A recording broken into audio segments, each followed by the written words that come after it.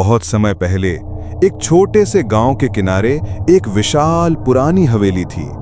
गांव के लोग उसे काली हवेली कहते थे। कहते हैं उस हवेली की दीवारों में अजीब चिन्ह बने थे जो किसी पुराने जादू से बने थे। हवेली की खिड़कियां टूट चुकी थीं और दरवाजे सैकड़ों साल से बंद पड़े थे। गांव वालों के बीच ये अफवाह थी कि जो भी वहां जाता है वो कभी वापस नहीं आता। राहुल एक युवा और उत्साही पत्रकार था जो रहस्यों और अंधविश्वासों की खोज में लगा रहता था। उसने कई अजीब कहानियां खोजी थीं, लेकिन काली हवेली का नाम सुनते ही उसकी उत्सुकता चरम पर पहुंच गई।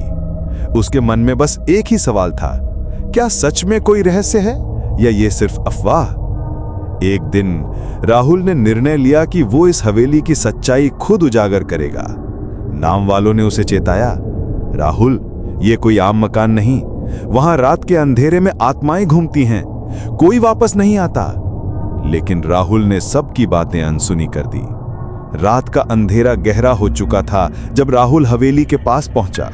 चांद की कमजोर रोशनी में हवेली की परछाइयां और भी भयावह लग रही थीं। हवेली का दरवाजा खुद ब खुद हल्के से चरमराया और खुल गया।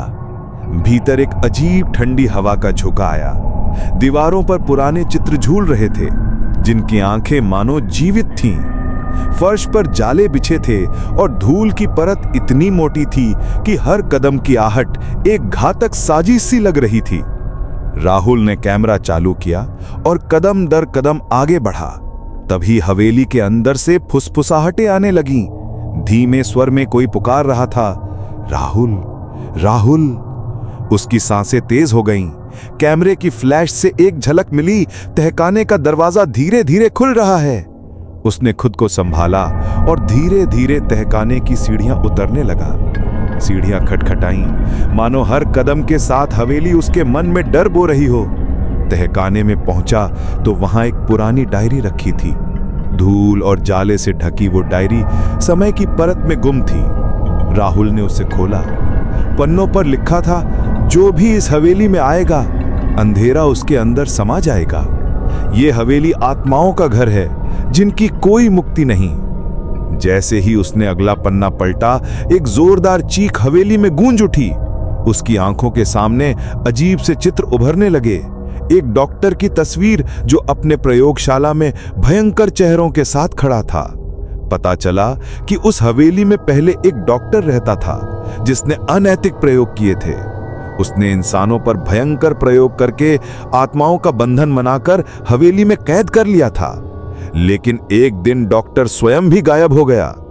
तभी राहुल ने महसूस किया कि हवेली की दीवारें धीरे धीरे सिकुड़ने लगी हैं। अंधेरा उसके चारों ओर बढ़ रहा है। अचानक एक मासूम सी बच्ची की परछाई सामने आ गई। उसकी आंखें खाली थीं, जैसे बिना आत्मा के। बच्ची ने धीरे से कहा, तुम भी अब हमारे साथ रहोगे। राहुल भागने लगा, लेकिन हर दरवाजा बंद हो गया। हवेली के भयानक स्वर उसकी गिरफ्त में ले रहे थे। अचानक फ्लैश की रोशनी में उसने देखा, पिछले कमरे में कुछ स्याह हाथ उसकी तरफ बढ़ रहे हैं। हवेली की दीवारें उसके चारों ओर गूंजने लगीं। रविन, रविन, तुम भी हमारे साथ रहोगे। अगली सुबह गांव वालों ने देखा कि हवेली का दरवाजा खुला था, लेकिन राहुल का कहीं पता नहीं था।